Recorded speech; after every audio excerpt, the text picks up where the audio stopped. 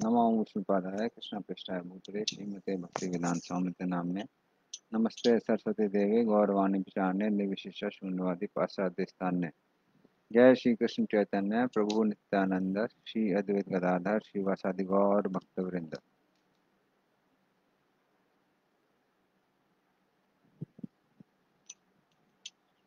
हरे कृष्णा हरे कृष्णा कृष्णा कृष्णा हरे हरे हरे राम हरे राम राम राम हरे हरे हरे कृष्णा हरे कृष्णा कृष्णा कृष्णा हरे हरे हरे राम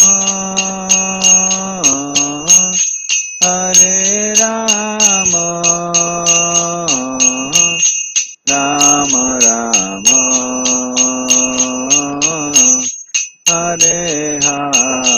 हरे हरे कृष्णा कृष्ण कृष्णा हरे हरे हरे राम राम राम हरे हरे हरे कृष्णा कृष्ण कृष्णा हरे हरे हरे राम राम राम हरे हरे हरे कृष्णा कृष्ण कृष्णा हरे हरे हरे राम राम राम हरे हरे हरे कृष्णा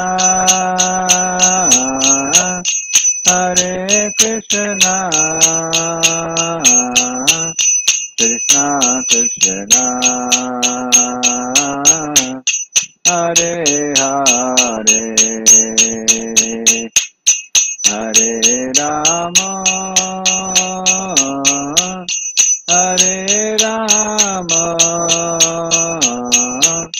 राम राम हरे हरे हरे कृष्णा कृष्ण कृष्ण हरे हरे हरे राम राम राम हरे हरे हरे कृष्णा कृष्ण कृष्ण हरे हरे हरे राम राम हरे हरे जय राधा गोविंद राधे जय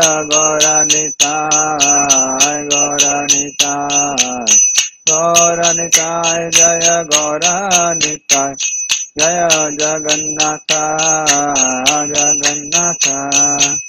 बलदेवा जय सुभद्रा जय जय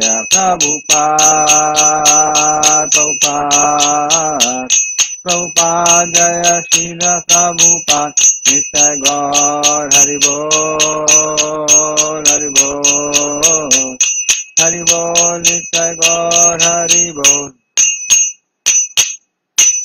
हरिनाम संकीर्तन की श्री गोपाल की जय।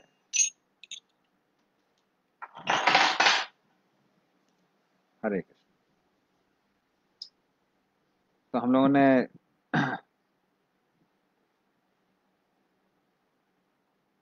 10 नंबर श्लोक तक कर लिया था। तो अभी 11 नंबर श्लोक से आज हमको चालू करना है।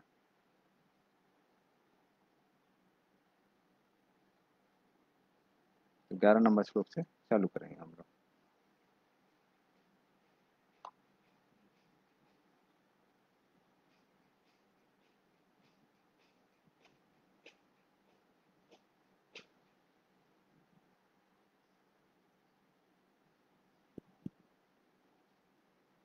तो उसके पहले हम लोग मंगलाचरण करेंगे। उमज्ञानतिमिरन्दस्य ज्ञानाञ्जनशलाकया चक्षुरुन्मिलितं येन तस्मै श्रीगुरुवे नमः।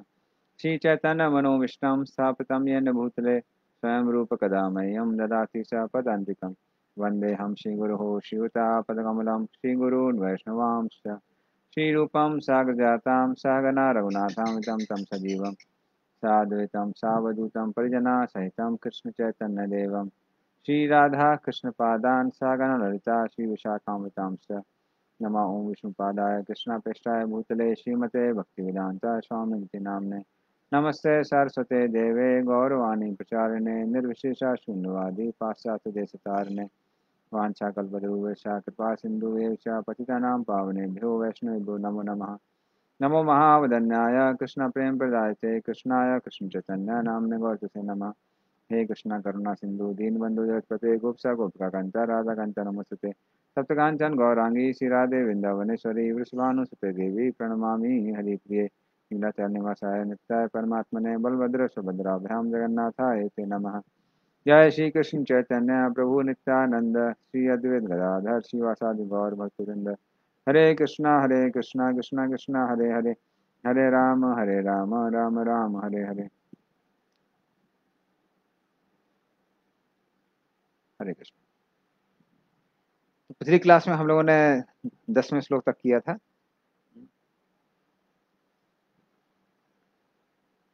तो उसमें हमने सीखा था कैसे कृष्ण की अध्यक्षता में ही सब कुछ इस संसार में होता है। तो 11 नंबर श्लोक से आज हम लोग डिस्कस करेंगे। तो 11 नंबर श्लोक इस तरह से है। अवजानन्ति मां मूढ़ा मानुषं तनुमाश्रितं परम भावमजानन्तो मम भूत महेश्वरम। तो भगवान बोलते हैं अवजानन्ति मां मूढ़ा। तो जो मूढ़ लोग हैं, मूर्ख लोग हैं, वो क्या सोचते हैं? मानुषम तनुमाश्रितम परम भाव जानंत। तो उनको ये पता नहीं है कि मैं भगवान हूं, तो वो सोचते कि मैं भी उनके जैसा ही हूं। मानुषम तनुमाश्रितम, तो मैंने भी मानव शरीर का वैसे ही आश्रय लिया है जैसे उन लोगों ने आश्रय लिया है। हाँ। तो उनको पता नहीं है परम भाव अजानंतो। उनको पता नहीं है कि मैं इस जन्म मृत्यु के परे हूं। मम भूत महेश्वरम, और मैं सबका कंट्रोल करने वाला हूं। तो भगवान माया को कंट्रोल करते हैं और माया हमको कंट्रोल करती है, हमारा नियंत्रण करती है। तो ये एक साधारण लोग, जो मूर्ख लोग हैं, उन लोगों को पता नहीं है। इसीलिए भारत में बहुत सारे लोग हैं जो कहते हैं कि हम कृष्ण को जानते हैं या जगन्नाथ को जानते हैं, पर उनको लगता है कि भगवान हमारे जैसी है।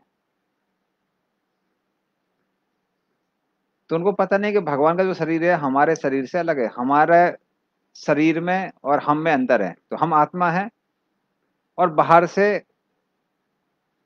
ये जो दिखता है वो हमारा शरीर है। किंतु भगवान के शरीर में और भगवान की आत्मा में कोई भी अंतर नहीं है। किंतु जो साधारण लोग होते हैं उनको ये पता नहीं होता है। परम भाव जानंतु मम भूत महेश्वरम, मैं सबका ईश्वर हूं। तो ये भगवान बोलते हैं। तो ऐसे बहुत सारे लोग हुए हैं, सिर्फ आज नहीं, कृष्ण के समय भी हुए थे। तो कई बार लोग बोलते हैं कि अरे अगर भगवान सामने आ जाएंगे तो हर कोई भगवान बन जाएगा या हर कोई भक्त बन जाएगा। तो उस तरह से भगवान आ जाएंगे तो चीजें बहुत आसान हो जाएंगी। तो ऐसा नहीं है।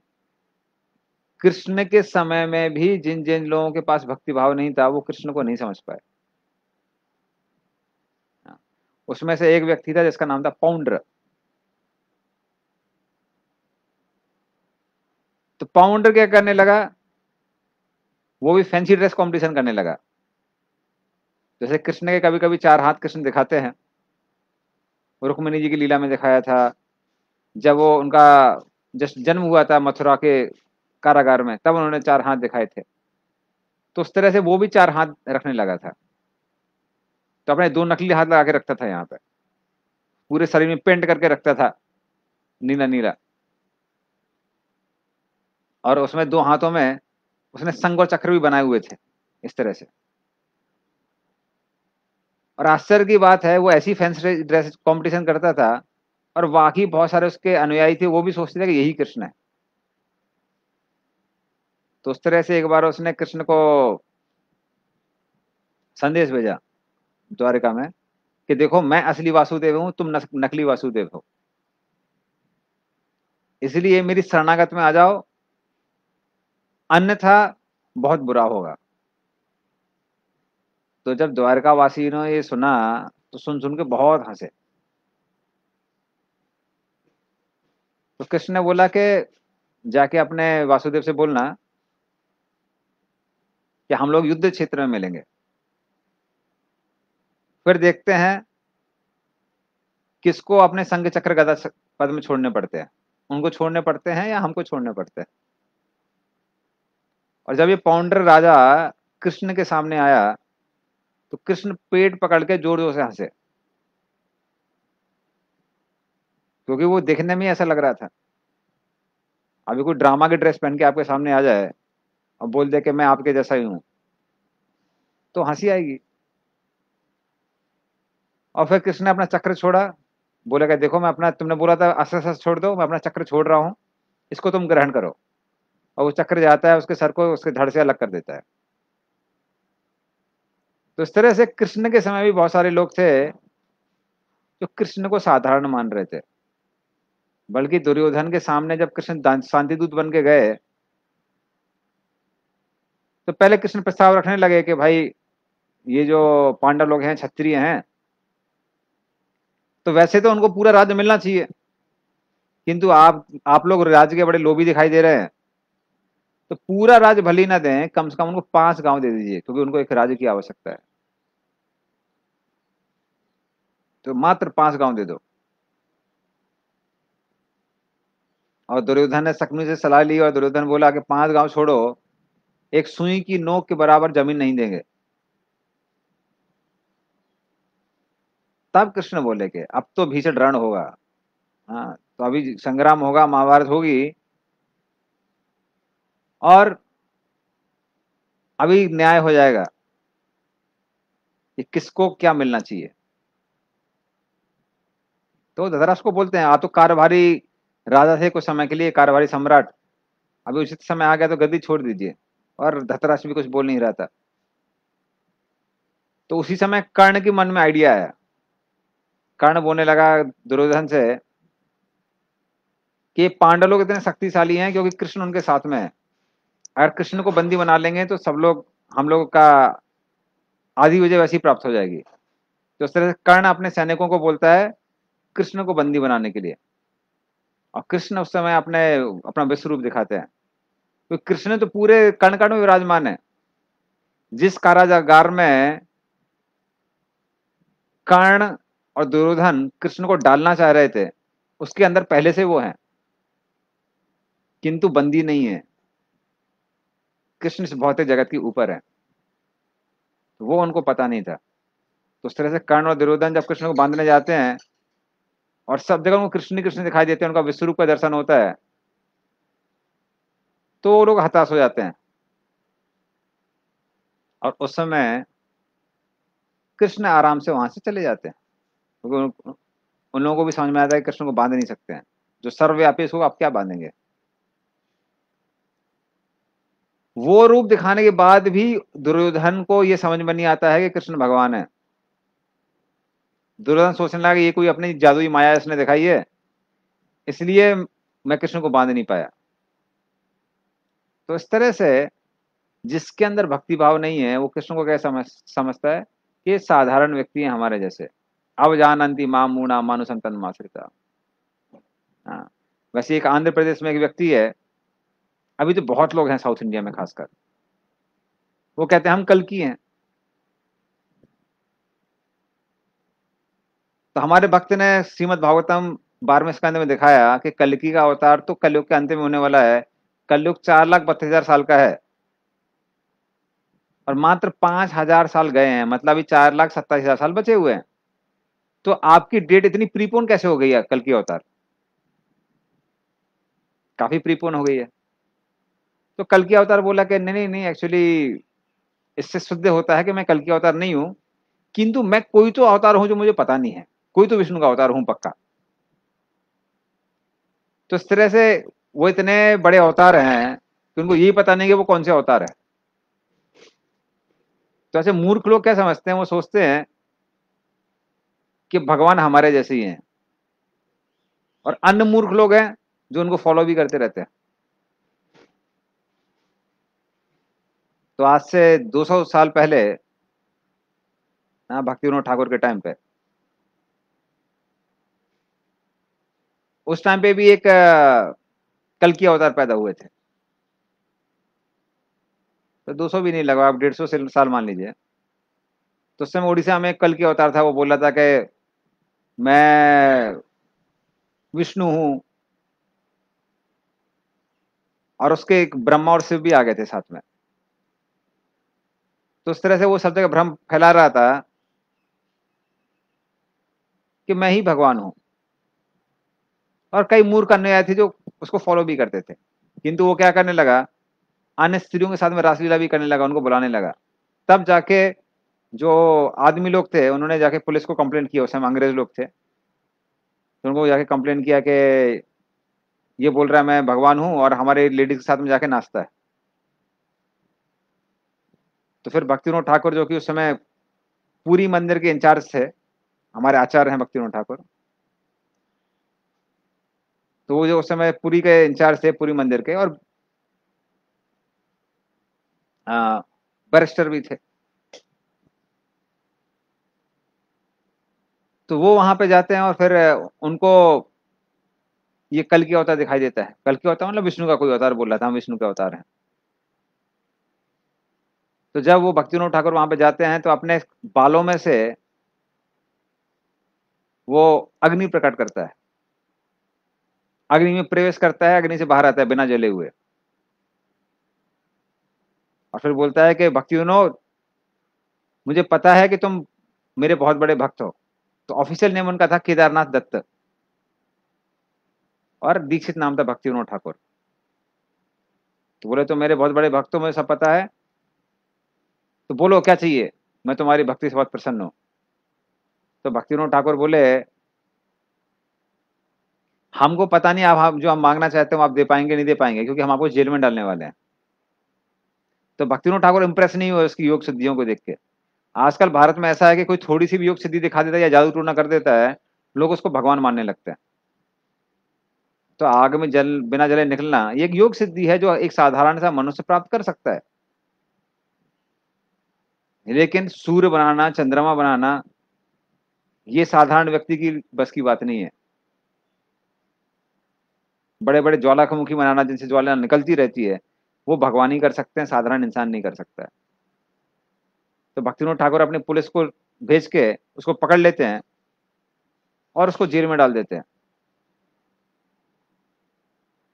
तो उस समय वो अपने योग सिद्धियों द्वारा भक्तिविनोद ठाकुर और उनके परिवार को के ऊपर आक्रमण कर रहा था सूक्ष्म तरीके से। तो भक्तिविनोद ठाकुर बीमार हो रहे थे, उनके बच्चे बहुत बीमार होने लगे, तो उनकी पत्नी बोलने लगी भाई इसको छोड़ दो। उनके सारे अनुयायी जो जेल थी उसको तोड़ के जलाने के लिए तैयार थे, किंतु भक्तिविनोद ठाकुर बोले कुछ भी हो जाए मैं इस व्यक्ति को नहीं छोड़ूंगा, और इसको मैं दंड दिला के ही रहूंगा, क्योंकि ये भगवान के नाम पे लोगों को ठग रहा है। तो उस समय एक अंग्रेज था जिसने भारतीय सभ्यता पे बहुत रिसर्च की हुई थी, उसने आगे भक्तिविनोद ठाकुर को बताया कि जो योगी लोग होते हैं इनके बालों में शक्ति होती है, तो यदि आप इसके बाल उड़ा देंगे तो फिर कोई प्रॉब्लम नहीं होगी। तो वो योगी कई दिनों से ना कुछ खा रहा था ना पी रहा था, और साधारणतः इतने में व्यक्ति मर जाता है। किंतु अपनी योग शक्तियों के कारण वो जिंदा था। तो जब भक्तिविनोद ठाकुर को ये पता चलता है, भक्तिविनोद ठाकुर आदेश देते हैं उसके बाल काटने का, और जैसे ही उसका मुंडन होता है तुरंत वो कुछ ही घंटों में मर जाता है, क्योंकि सारी उसकी योग शक्तियां समाप्त हो गई थी। तो इस तरह से बहुत सारे लोग हैं जो बोलते रहते हैं हम भगवान है, हम भगवान है, क्योंकि वो समझते हैं कृष्ण हमारे जैसे साधारण है। किंतु भगवान में इंसान में अंतर है। इंसान एक स्विमिंग पूल तो बना सकता है किंतु समुद्र नहीं बना सकता है। ट्यूबलाइट बना सकता है पर सनलाइट नहीं बना सकता है। एक बिल्डिंग बना सकता है, बड़ा बड़ा बंगला बना सकता है, किंतु पूरे के पूरे प्लैनेट्स, ग्रह नहीं बना सकता है, नक्षत्र नहीं बना सकता है। तो जो लोग सोचते हैं कृष्ण साधारण है, तो भगवान बोलते हैं उनको पता नहीं कि मैं सब हर चीज का कंट्रोल करने वाला हूं। हाँ। उसी तरह से एक बार एक की बात है कि एक व्यक्ति प्रभुपाद जी के पास आया और प्रभुपाद जी से बोलने लगा, Swami ji I am God.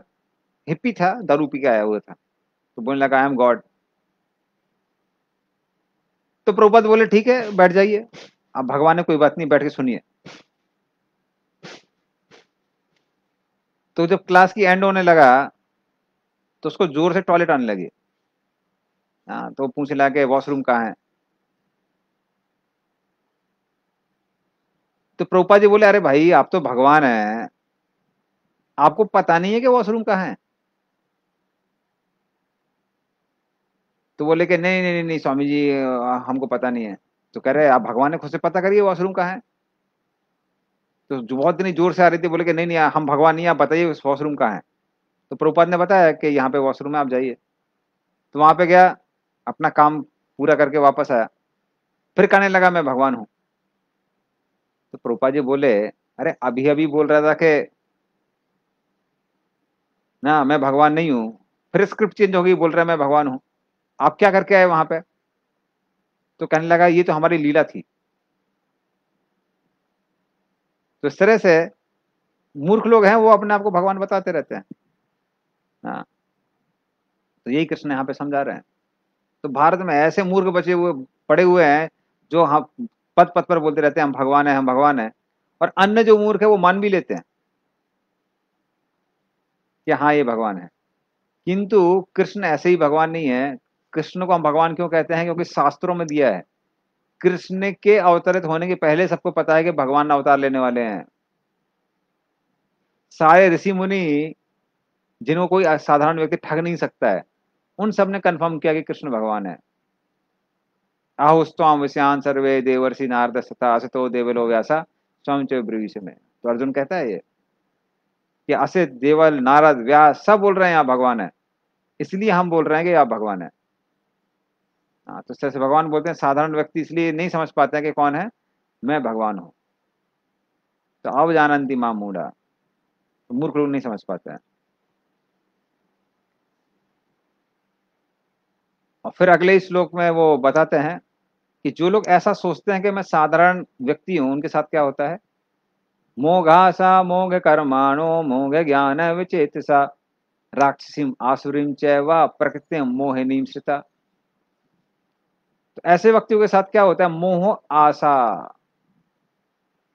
जो लोग सोचते हैं कि मैं कृष्ण का भक्त हूं और सोचते हैं कि मैं साधारण मनुष्य हूं, उनको उनकी आशा पूरी नहीं होती है, वो वैकुंठ जगत नहीं जा पाते हैं।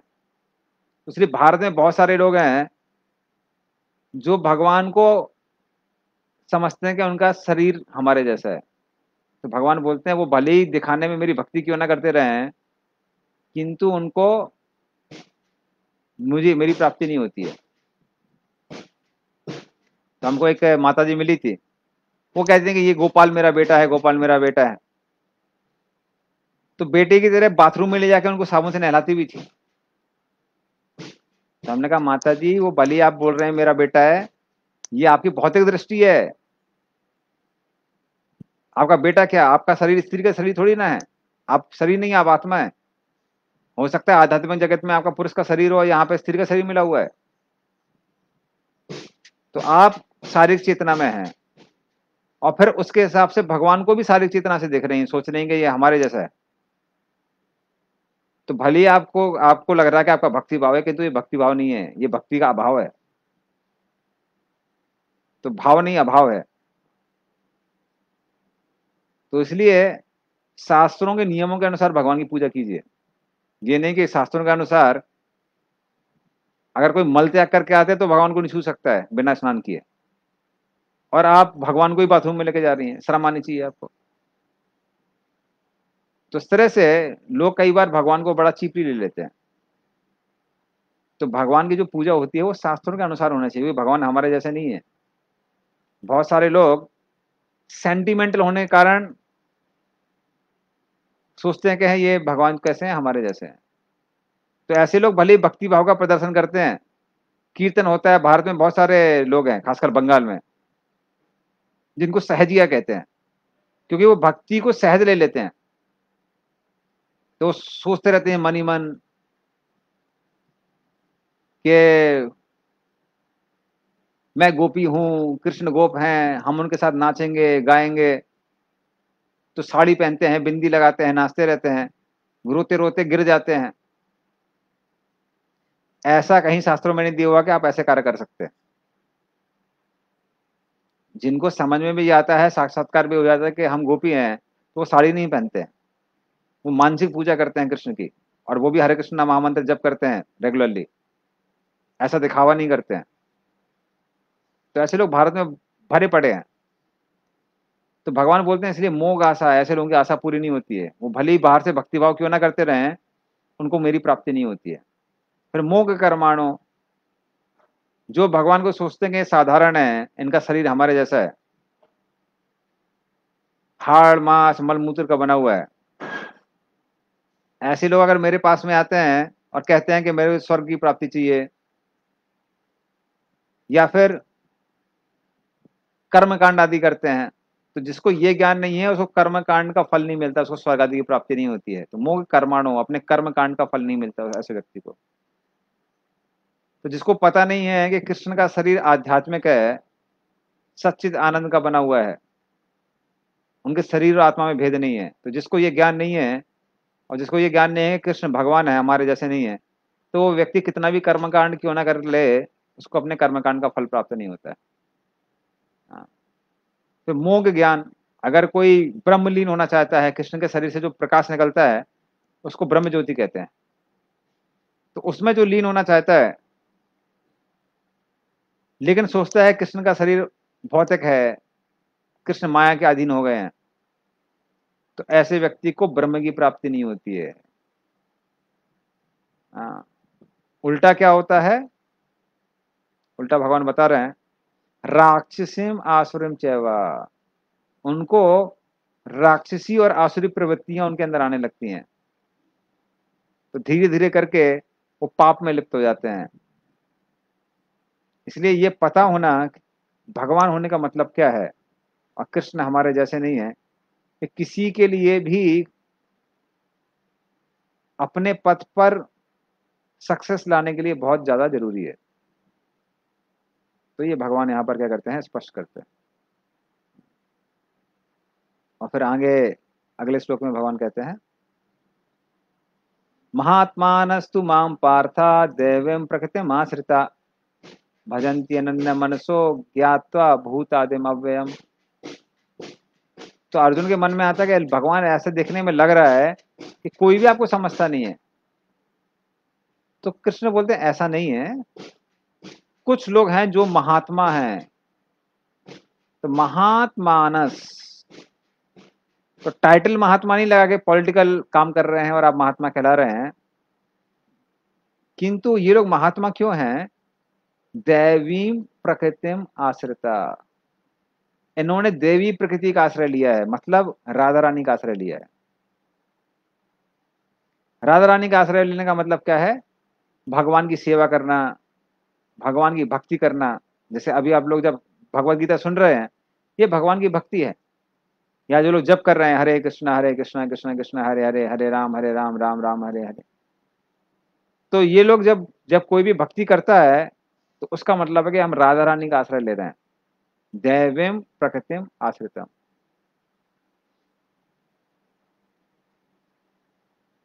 क्योंकि जब हम हरे कृष्ण महामंत्र बोलते हैं तो जो हरे है मतलब हरा, हरि की शक्ति।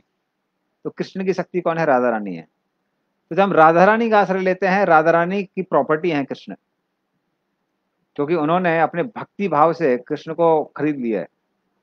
तब राधा रानी क्या करती हैं? कृष्ण के लिए एक्सेस देती हैं हमको। तो उस तरह से कुछ लोग हैं जो भक्ति करके राधा रानी का आश्रय लेते हैं, इसलिए हम पहले राधा रानी का नाम लेते हैं फिर कृष्ण का नाम लेते हैं। तो इसलिए हमेशा भगवान की शक्ति का नाम पहले आता है।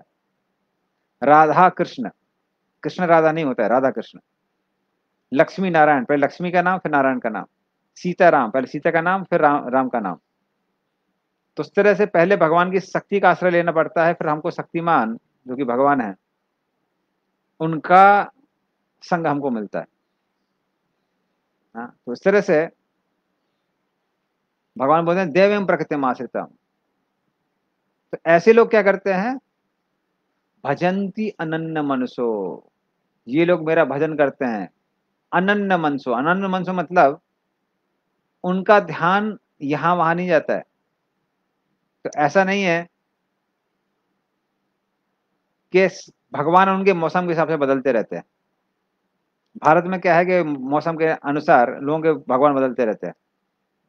गणेश चतुर्थी हो गई तो गणपति बप्पा मौर्य वो भगवान हो जाते हैं।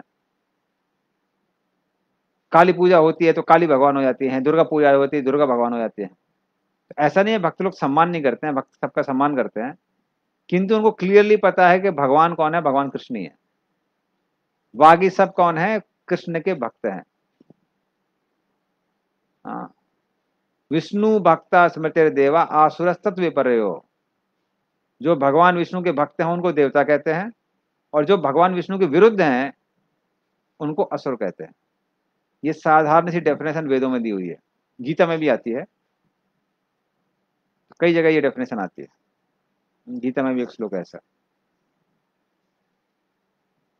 तो जो विष्णु के भक्त हैं वो देवता कहलाते हैं। तो वो लोग देवताओं का सम्मान करते हैं, किंतु किसकी तरह? एक भक्त की तरह।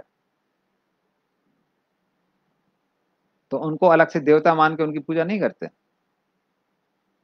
जैसे कई लोग हैं, अभी हनुमान जी तो स्पष्ट रूप से भक्त है राम, भगवान राम के, हर किसी को पता है। फिर भी भगवान हनुमान जी को कई लोग देवता की तरह पूछते हैं। कई लोग जाते हैं हनुमान जी के पास, हनुमान जी शादी नहीं हो रही है, शादी करा दीजिए। अरे हनुमान जी सोचते हैं यार मैंने शादी नहीं करी है, आप मेरे अपनी शादी की बात कर रहे हैं। तो उस तरह से हनुमान जी प्रसन्न तब होते हैं जब कोई हनुमान जी के पास जाता है, किसके लिए? भगवान राम की भक्ति मानने के लिए, कि भगवान राम के चरणों के प्रति हमको श्रद्धा दीजिए। उसी तरह से अगर आप देवी देवताओं के पास जा रहे हैं और कृष्ण की भक्ति मांगते हैं, तब क्या होता है? तब देवी देवता प्रसन्न हो जाते हैं। तो राधा रानी का, हमारा राधा अष्टमी का रिकॉर्डेड लेक्चर जिन्होंने सुना होगा, तो उसमें हमने लीला बताई थी कि कैसे राधा रानी को प्राप्त करने के लिए वृषभानु महाराज कात्यायनी की पूजा करते हैं, किंतु कात्यायनी प्रकट नहीं होती हैं। किंतु उनके हृदय में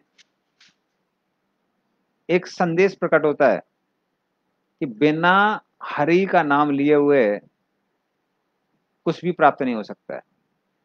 तो उसी उसलिए वो क्या करते हैं, पास में ही जो कृतु महाराज का, कृतु मुनि का जो आश्रम था उसमें जाते हैं और उनसे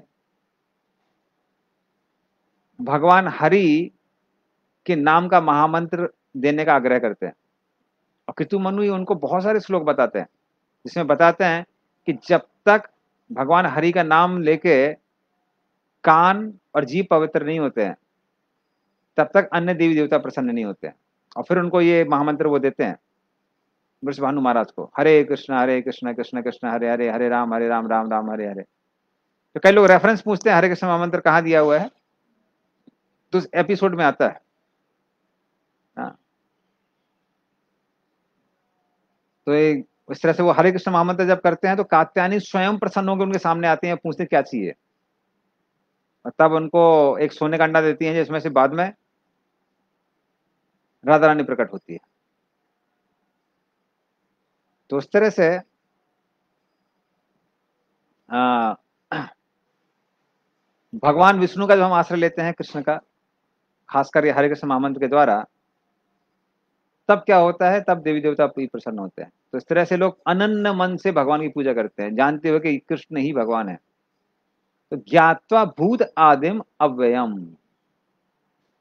तो वो समझ जाते हैं कि मैं सारे भूतों, भूत मतलब जनरली लोग सोचते हैं कि शरीर अगर खत्म हो गया है तो व्यक्ति भूत बन जाता है, पर शास्त्रों के अनुसार भूत का मतलब है जो शरीरधारी है उनको भूत कहते हैं। तो उसको, ऐसे भक्तों को पता है कि कृष्ण सारे भूतों के आदि हैं। भूतों का मतलब शरीरधारियों के आदि हैं। सारे शरीर जो प्रकट हुए हैं वो कहां से हुए हैं, कृष्ण से ही प्रकट हुए हैं। किंतु अव्ययम, पर उनका जो शरीर है वो साधारण भौतिक शरीर नहीं है, वो अव्यय है, वो खर्च नहीं होता है। हमारे बचपन का शरीर खर्च होकर हमको जवानी का मिलता है, जवानी का खर्च होकर बुढ़ापे का शरीर मिलता है। कल जो शरीर आपका था वो वापस नहीं मिलेगा, वो खत्म हो गया है। लेकिन कृष्ण का जो शरीर है वो अव्यय नहीं है। आज कृष्ण 1 साल के यहाँ पर हैं, फिर किसी और ब्रह्मांड में होंगे, फिर किसी और ब्रह्मांड में 1 साल के होंगे, फिर कहीं और होंगे। आज कृष्ण यहाँ पे 2 साल के हैं, फिर किसी और ब्रह्मांड में होंगे, किसी और ब्रह्मांड में होंगे, फिर किसी और ब्रह्मांड में होंगे। जैसे सूर्य अलग अलग जगह उदय होता है और अस्त होता है। अभी यहाँ पे 5:06 है, फिर कहीं और 5:06 होगा, फिर कहीं 5:06 होगा, फिर कहीं और 5:06 होगा। तो इस तरह से सूर्य प्रकट अप्रकट होता है, ना ही जन्म लेता है ना ही मरता है। उस तरह से कृष्ण भी ना ही जन्म लेते हैं ना ही मरते हैं, वो अलग अलग ब्रह्मांडों में घूमते रहते हैं। तो इस तरह से कृष्ण का जो शरीर है वो अव्यय शरीर है, ये कृष्ण यहाँ बताते हैं। और ऐसे लोग कैसे भगवान की पूजा करते हैं वो भगवान 14 नंबर श्लोक में बताते हैं। सततम कीर्तयन्तो माम यतन्तश्च दृढ़ावृता नमस्सन्तश्च माम भक्त्या नित्य युक्ता उपासते। तो ऐसे लोग क्या करते हैं, जिनको एकदम कन्विक्शन आ गया है कृष्ण भगवान है, सततम कीर्तयन्तो माम, वो हमेशा ही कृष्ण का कीर्तन करते रहते हैं। तो कितना कीर्तन करना चाहिए, हमेशा 24 घंटे कीर्तन करना चाहिए। किंतु 24 घंटे अगर हम नहीं कर सकते हैं तो जितना कर सकते हैं उतना करना चाहिए। तो ज्यादा से ज्यादा भगवान का नाम लेना चाहिए, ज्यादा से ज्यादा भगवान का ये हरे कृष्ण महामंत्र करना चाहिए। तो जितना ज्यादा कर सकते हैं उतना अच्छा है। तो कृष्ण बोलते हैं कि 24 घंटा करना चाहिए। अब 24 घंटा नहीं कर सकते हैं तो जितना कर सकते हैं उतना करना चाहिए। और यतन तस्चा दृढ़ता, वो दृढ़ रख के यतन पूर्वक मेरा कीर्तन करते हैं। मतलब ऐसा नहीं कि आज माला किया कल नहीं किया फिर परसों नहीं किया। अगर प्रण लिया है कि 1 माला डेली करना है तो करना है, 2 माला करना है तो 2 माला करना है, 4 माला कर रहा है तो 4 माला करना है। इस तरह से जो मेरे भक्त हैं वो दृढ़ व्रत धारण करके हमेशा मेरा कीर्तन करते हैं। तो आंधी तूफान कुछ भी आ जाए, उनका फिक्स है कि इतनी माला करनी है तो करनी है, हम उससे हिलेंगे नहीं। हाँ। तो इस तरह से जो भक्त हैं वो रेगुलरली क्या करते हैं, भगवान का कीर्तन करते हैं, कथा करते हैं। तो वो कृष्ण इस श्लोक में समझाते हैं, यतन तस्य दृढ़ता नमस्सन्तस्य माम भक्त्या नित्य युक्त उपासते। और वो क्या करते हैं, मुझे नमस्कार करते हैं और नित्य युक्त उपासकते हैं, हमेशा मुझसे युक्त होते हैं। मतलब कुछ ना कुछ भगवान की सेवा करते रहते हैं। ये गृहस्थ लोगों के लिए प्रैक्टिकल है। आप सुबह सुबह उठ रहे हैं, सुबह उठ के नहा धो के स्नान करके भगवान की पूजा कर रहे हैं, तो स्नान करना भी एक भक्ति बन जाता है। फिर प्रसाद ग्रहण करते हैं तो वो भी एक भक्ति है। प्रसाद कुकिंग करना एक भक्ति है। प्रसाद को किसी को देना एक भक्ति है। अगर आप समझ रहे हैं कि ये जो घर है वो मेरा नहीं है, ये भगवान का घर है, हम यहाँ पर उनके सेवक बन के रह रहे हैं, तो घर मंदिर बन जाता है। तो फिर घर में झाड़ू लगाना क्या बन जाता है, मंदिर को साफ करने का फायदा मिलता है उससे, जिसकी ये चेतना है उसकी। किसी को लगता है कि मैं भगवान का दास हूं इसलिए भगवान के लिए कमाने जा रहा हूं, ताकि हमारे घर में जो भगवान है या फिर मंदिर में जो भगवान है उनकी सेवा के लिए मैं कमा रहा हूँ, और जो मेरे परिवार के लोग हैं वो भगवान के भक्त हैं, तो कमाना भक्ति बन जाती है। तो इस तरह से 24 घंटे गृहस्थ लोग भी कैसे रह सकते हैं, कृष्ण भावना भावित रह सकते हैं और हमेशा भगवान से युक्त रह सकते हैं। तो वो भगवान बता रहे हैं कि जो ये मेरा ऐसा भक्त है वो क्या है, नित्य युक्ता उपासते, तो वो हमेशा मुझे नमस्कार करता है भक्ति पूर्वक और हमेशा ही मुझसे युक्त रहता है। तो ये संभव है, कृष्ण बोलते हैं, तो ऐसा नहीं है कि असंभव वाली बात है। तो अर्जुन के मन में आता है कि ठीक है, आपने भक्तों के बारे में बताया, पर किंतु कई लोग हैं जो कि ज्ञान योग का आश्रय लेते हैं, उनका क्या? तो भगवान बोलते हैं हाँ, कई लोग ज्ञानी हैं, वो भी मेरा आश्रय लेते हैं। तो वो क्या करते हैं, ज्ञान यज्ञ न चापन्ने यजंतो माम उपासते एकत्वेन पृथक्त्वेन बहुधा विस्ततो मुखम। तो उनको भी धीरे धीरे प्रोग्रेस होती है। तो वो लोग कौन है, एकत्वेन। तो जो भक्ति नहीं करते हैं, कई बार वो क्या सोचते हैं, हम और भगवान दोनों ही कैसे हैं, आध्यात्मिक हैं। और वो भगवान किसको मान बैठते हैं, भगवान के शरीर से जो किरणें निकल रही हैं जिनको ब्रह्म ज्योति कहते हैं, उसको वो लोग भगवान मान बैठते हैं और उस ब्रह्म ज्योति में लीन होने की इच्छा रखते हैं। तो भगवान बोलते हैं अगर ऐसे लोग मेरे पास आ रहे हैं तो मैं उनकी इच्छा पूरी कर देता हूं। फिर पृथक्त्वेन, पृथक्त्वेन मतलब उनको लगता है सारे देवी देवता भगवान हैं, तो वो जिस देवी देवता के पास जाना चाहते हैं उनके पास पहुंच जाते हैं। इंद्र की पूजा करेंगे तो आप इंद्र के ग्रह में जाएंगे, प्लेनेट में जाएंगे। चंद्र की पूजा करेंगे, चंद्र के ग्रह में जाएंगे। और जो कृष्ण की पूजा करता है वो कृष्ण के पास जाता है। किंतु देवी देवताओं की पोस्ट ही टेम्पररी है, तो वहां पर रहने वाले परमानेंट कैसे रह सकते हैं? तो देवताओं का जब पतन होता है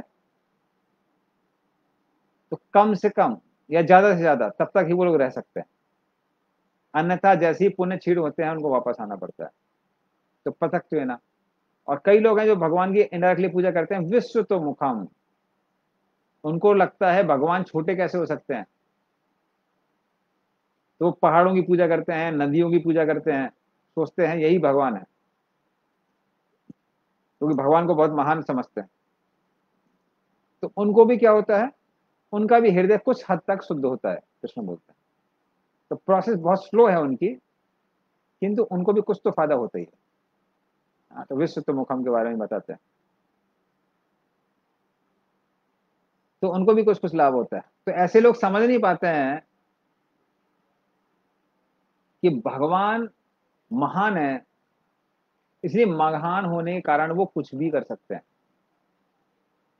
जैसे अन्य धर्मों के लोग हैं, वो कई बार क्या कहते हैं, अरे भगवान इतने महान है, आपने उनको मूर्ति के अंदर बांध के क्यों रखा हुआ है? तो पहली बात तो मूर्ति और विग्रह के बारे में उनको अंदर पता नहीं है। मूर्ति मनगढ़ंत होती है, विग्रह शास्त्रों के अनुसार होती है। तो भगवान ने बताया है कि शास्त्रों के अनुसार यदि आप कुछ भी मूर्ति बनाएंगे और फिर भगवान से आग्रह करते हैं कि आप इसमें प्रवेश कीजिए, तो फिर वो मूर्ति नहीं रह जाती है, वो क्या बन जाती है, वो अर्चा विग्रह बन जाती है। और उसके माध्यम से भगवान सेवाएं ग्रहण करते हैं। तो भगवान सर्वव्यापी हैं, पर हम भगवान को देख नहीं सकते हैं, इसलिए वो अर्चा अवतार के रूप में आते हैं। और फिर भक्त लोग उनको भोग लगा सकते हैं, उनको नहला सकते हैं, उनकी पूजा कर सकते हैं। तो इस तरह से उनको भक्ति करने का क्या मिलता है, मौका मिलता है। तो ये भक्तों के साथ में क्या होता है, ऐसा होता है। तो ये उनको पता नहीं, तो वो लोग कहते हैं आपने भगवान को मूर्ति में क्यों बांध के रखा हुआ है? अरे हमने मूर्ति में नहीं बांध के रखा हुआ है, आपने उनको अपने कंसेप्शन से बांध के रखा हुआ है। जब भगवान महान है तो भगवान मूर्ति में क्यों नहीं आ सकते हैं? तो आप जब बोल रहे हैं कि उनको मूर्ति में बांध के रखा हुआ है, आप उनको बांध रहे हैं, हम नहीं बांध रहे हैं। क्योंकि भगवान के लिए कुछ भी असंभव है, वो कैसे भी आ सकते हैं। किंतु कैसे कैसे आते हैं वो शास्त्रों में भगवान बताते हैं। तो विग्रह के रूप में भगवान आते हैं। तो इस तरह से जो बहुत सारे लोग हैं विश्व तो मुखम, उनको लगता है भगवान बहुत महान है, तो मंदिर नहीं जाते हैं, देवालय नहीं जाते हैं, मात्र कहाँ पूजा करते हैं? वो नदियों में, पहाड़ों में पूजा करते हैं, कि पहाड़ों को सोचते हैं कि ये भगवान की हड्डियां हैं, नदियों को सोचते हैं कि ये भगवान की नाड़ियां हैं, और इस तरह से उनकी पूजा करते हैं। और उनको भी कुछ लाभ मिलता है, उनका भी हृदय कुछ हद तक सिद्ध होता है। किंतु जो बोल सोचते हैं कि कृष्ण का शरीर भौतिक है, उनको कोई लाभ नहीं मिलता है, वो भगवान पहले क्लियर कर चुके हैं। और फिर भगवान तो अभी किसी को कोई प्रश्न है तो कमेंट बॉक्स में डाल सकता है, हम उसको आंसर करेंगे, और नहीं है तो हम कंटिन्यू करते हैं। तो अगले श्लोक में 16 नंबर श्लोक से 19 नंबर श्लोक में भगवान क्या करते हैं, इस विश्व तो मुखम को बताते हैं कि कैसे वो सब जगह व्याप्त हैं। तो भगवान बताते हैं, अहम क्रतुर अहम यज्ञ स्वाधा हम अहम औषधम मंत्रोहम अहम एवाज्यम अहम अग्निर अहम होतम। तो बोलते हैं अहम कर्तुर, क्रतु, क्रतु मतलब यज्ञ करने की जो पद्धति है, भगवान बोलते हैं मैं ही हूं। क्योंकि वो पद्धति क्या है, वो कृष्ण की एक शक्ति है, कृष्ण के द्वारा दिया हुआ एक ज्ञान है। तो इस तरह से वो भी कृष्ण बोलते हैं मैं ही हूं। जैसे सूर्य और सूर्य की रोशनी में अंतर नहीं है, उस तरह से भगवान और भगवान की शक्ति में अंतर नहीं है। तो अंतर है एक हिसाब से, क्योंकि सूर्य की रोशनी को अगर हम स्पर्श कर रहे हैं, इसका मतलब नहीं सूर्य पहुंच गए, सन प्लैनेट पहुंच गए, उसमें अंतर है। किंतु सूर्य नहीं रहेगा तो सूर्य की रोशनी नहीं रहेगी। तो उसी तरह से भगवान क्या बोलते हैं, कर्तु, मैं यज्ञ की क्रिया हूं। अहम यज्ञ, जो यज्ञ हो रहा है वो भी मेरी शक्ति है। तो यज्ञ का जो कुंड होता है वो भगवान विष्णु का मुंह कहलाता है, और यज्ञ की जो अग्नि होती है उसको भगवान विष्णु की जीभ कहते हैं। तो वो भी कौन है, मैं ही हूं। स्वधा हम, उसमें जो स्वाहा करके आहुति दी जाती है, वो भी भगवान बोलते हैं मैं ही हूं। क्यों? क्योंकि उसमें जो भी आप घी डाल रहे हैं, अन्य पदार्थ डाल रहे हैं, वो किसकी शक्ति है, भगवान की ही शक्ति है। फिर अहम औषधम, औषधि भी किसकी शक्ति है, कृष्ण की शक्ति है। मंत्र कहाँ से आते हैं, मंत्र वेदों में दिए हैं, और वेद भगवान विष्णु के सांस से आते हैं। जब भगवान विष्णु सांस छोड़ते हैं, उससे वेद आते हैं। तो मंत्र कौन है, भगवान बोलते हैं मैं ही हूं। एव आज्यम, आज्यम मतलब जो उसमें हम घी डाल रहे हैं वो भी किसकी शक्ति है, मेरी शक्ति है। अग्नि जो है वो मेरी जीव है, इसी तरह वो भी मैं ही हूँ।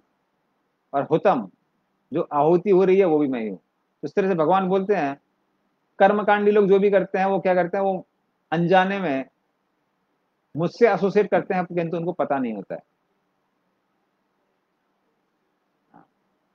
फिर आगे बोलते हैं, पिता हम अस्य जगतो माता धाता पितामह वेद्यम पवित्रम ओंकारा ऋक्साम यजुरेव च। पिता अहम, मैं इस संसार का, जगत का क्या हूं, पिता हूं। कृष्ण पिता होने के कारण उनका जो विस्तार है महाविष्णु, जब वो इस सृष्टि पर दृष्टिपात करते हैं, ग्लैंस करते हैं, तो उनकी ग्लैंस से काल और जीव इस प्रकृति में प्रवेश करते हैं। जो काल है, काल को बोलते हैं शिव। तो इस तरह से भगवान विष्णु शिव का भी स्रोत है, और जीव भी भौतिक प्रकृति में प्रवेश करते हैं। तो इस तरह से इस जगत के भगवान कौन है, पिता है। तो प्रकृति माता बन जाती है, और भगवान विष्णु की जो दृष्टि है, उस तरह से भगवान विष्णु कौन बन जाते हैं, इसके पिता बन जाते हैं। तो पिता हम अस्य जगतो, माता, और क्योंकि जो भौतिक प्रकृति है वो भी भगवान कृष्ण से ही आई है, तो भगवान बोलते हैं इस तरह से मैं माता भी हूं। धाता, मैं ही मेंटेन करने वाला हूं सबको। बच्चा जन्म लेता है, कुछ खा नहीं सकता है, स्त्री के स्तन में दूध आ जाता है, तो भगवान मेंटेन करते हैं, बच्चे को भेजते हैं, उसका भोजन साथ में भेज देते हैं। तो धाता भी है। और पितामह, पितामह जनरली बोलते हैं ब्रह्मा जी को, किंतु ब्रह्मा जी भी किसकी संतान है, वो भी भगवान विष्णु से आते हैं। भगवान विष्णु के नाभि से जो कमल निकलता है उसके ऊपर ब्रह्मा जी प्रकट होते हैं। तो इस तरह से भगवान बोलते हैं मैं पितामह भी हूँ। तो वेद्यम पवित्रम ओमकार, सारे वेदों में मैं ओमकार के रूप में हूँ। तो जब हम हरे कृष्ण महामंत्र करते हैं हम डायरेक्टली कृष्ण से एसोसिएट करते हैं, किंतु कई लोग हैं जो कृष्ण का नाम नहीं लेना चाहते हैं। तो उनके लिए भगवान क्या करते हैं, उनके लिए ओमकार के रूप में विस्तार करते हैं, क्योंकि ओमकार का उच्चारण करने में किसी को हेजिटेशन नहीं होता है।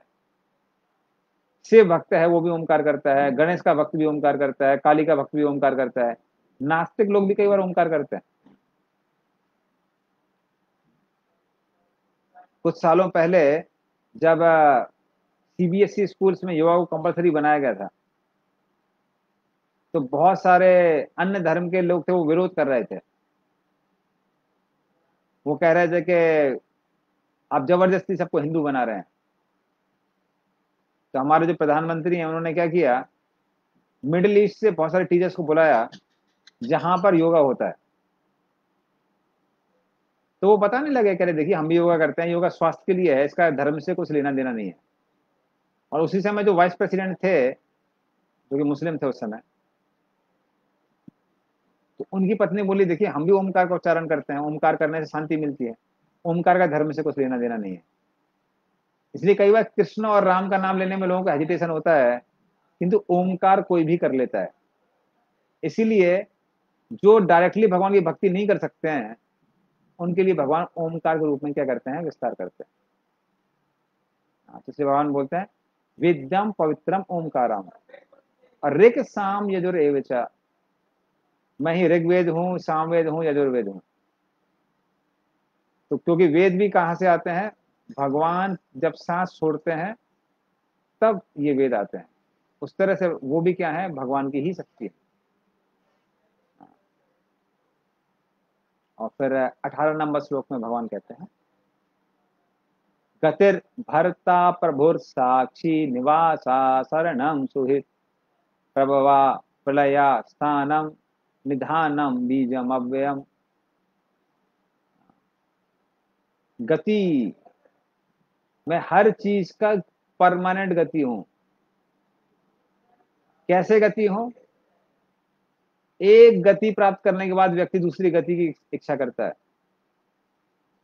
जब तक नौकरी नहीं लगती है लोग सोचते हैं नौकरी लग जाए, तो बहुत पढ़ाई करते हैं उसके लिए। एक बार पढ़ाई हो जाती है,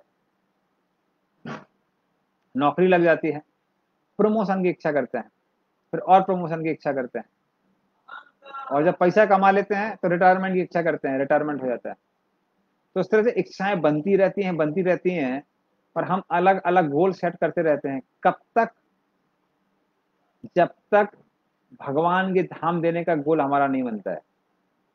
एक बार भगवान के धाम जाने का गोल बन जाता है तब व्यक्ति भगवान के धाम जाता है और संसार में वापस नहीं आता है। इसी तरह, इसीलिए जो अंतिम लक्ष्य है वो क्या है, वो भगवान की प्राप्ति। तो इस जन्म में नहीं तो अगले जन्म में, अगले जन्म में नहीं तो किसी और जन्म में हर कोई भक्त बनने ही वाला है। बस यही है, अगर आप जल्दी भक्त बन जाएंगे, जल्दी भक्ति करेंगे, तो संसार में इतने कष्ट नहीं उठाने पड़ेंगे। लेकिन अल्टीमेटली हर किसी को एक ना एक दिन भगवान के धाम जाना ही है। तो इस तरह से भगवान क्या है, गति है हर किसी की। भरता, हर किसी को सस्टेन करने वाले हैं, जैसे हमने पहले भी डिस्कस किया। बच्चे का भरण पोषण भगवान करते हैं, बड़े लोगों का भी भगवान ही करते हैं। सॉफ्टवेयर इंजीनियर सॉफ्टवेयर बना सकते हैं, और मैकेनिकल इंजीनियरिंग वाले मशीनें बना सकते हैं, केमिकल इंजीनियर वाले केमिकल बना सकते हैं। किंतु ना ही हम केमिकल पी के जिंदा रह सकते हैं, ना ही मशीन खा के जिंदा रह सकते हैं, ना ही सॉफ्टवेयर सूंघ के जिंदा रह सकते हैं। जिंदा रहने के लिए हमको अन्न चाहिए। और सारे किसानों को पता है बीज डालना हमारा काम है, फसल अच्छी होगी या खराब होगी वो सब भगवान पे निर्भर करता है। समय पर अगर पानी नहीं आ रहा है, समय पे धूप नहीं आ रही है, तो अन्न नहीं मिलेगा। इस तरह से हर व्यक्ति भगवान पे ही निर्भर करता है। हाँ, तो इस तरह से भगवान क्या है? भर्ता, प्रभु, सबके प्रभु हैं, मास्टर हैं। तो अगर कोई माया की सेवा भी कर रहा है, माया में है, माया किसकी दासी है? भगवान की ही दासी है। तो वो अनजाने में भगवान की सेवा करते हैं। फिर साक्षी, साक्षी का मतलब है विटनेस। कोई भी व्यक्ति किसी भी कोर्ट से बच सकता है, लोअर कोर्ट से, हायर कोर्ट से, किसी चीज से बच सकता है, किंतु कोई भी व्यक्ति अल्टीमेट कोर्ट से नहीं बच सकता है। वो किसका कोर्ट है? वो भगवान का कोर्ट है। जब आप यमराज के पास जाते हैं, तब वहां पे अपने पापों को नहीं छुपा सकते। इसीलिए अगर उन पापों से मुक्त होना है, जजमेंट से मुक्त होना है, तो कृष्ण की शरण लेनी पड़ेगी। कि कृष्ण ही क्या कर सकते हैं? उस जजमेंट जजमेंट से आपको छुड़वा सकते हैं। अन्य ट्रिक काम नहीं करेगी, क्योंकि वो क्या है? साक्षी हैं। तो एक बार की बात है कि आ, एक गुरु ने अपने अपने शिष्यों को बुलाया और सारे शिष्यों को एक एक फल दिया, अमरूद। और गुरुजी बोले कि देखो, मैं बहुत बूढ़ा हो गया हूं और कभी भी मैं प्राण त्याग सकता हूं, किंतु जो व्यक्ति इस फल को ऐसी जगह खाएगा जहां कोई नहीं देख रहा हो, उसको मैं अपना अगला आचार्य बनाऊंगा, इस गुरुकुल का मेन आचार्य बनाऊंगा। तो सारे शिष्य लोग बड़े प्रसन्न हो जाते हैं। बोले वाह, आचार्य बनना तो बड़ा आसान है। तो इस तरह से वो अलग अलग जगह जाते हैं और फिर वापस आते हैं। तो पहले शिष्य से गुरुजी पूछते हैं, आपने कहाँ खाया? बोले बंद कमरे में जहाँ कोई नहीं था, लाइट को ऑफ करके हमने खाया। दूसरे से पूछते हैं, कहते हैं हम वन में गए, तो वन में हमने जहाँ कोई नहीं दिख रहा था वहां पे खाया। तीसरा बोले अरे हमको इतना जगह जाने की जरूरत ही नहीं थी, हम तो बुद्धिमान है, हमने मुंह में कंबल डाल लिया और खा लिया। और चौथे को उन्होंने देखा, तो देखा कि उसका फल वैसा का वैसा है। गुरुजी ने पूछा क्या हुआ?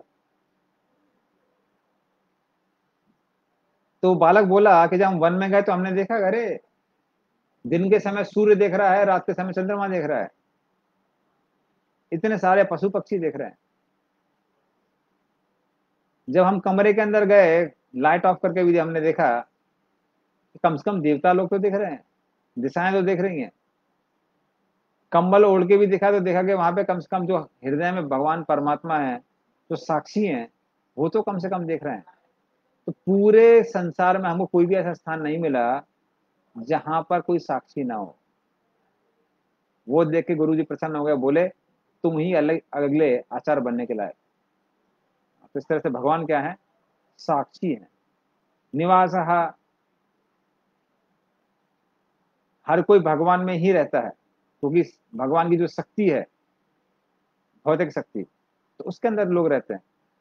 तो निवास है, भगवान हर किसी के निवास स्थान है। शरणम, शरण लेने योग्य है। तो हर कोई संसार में शरण देने को तैयार रहता है, किंतु रक्षा नहीं कर पाता है।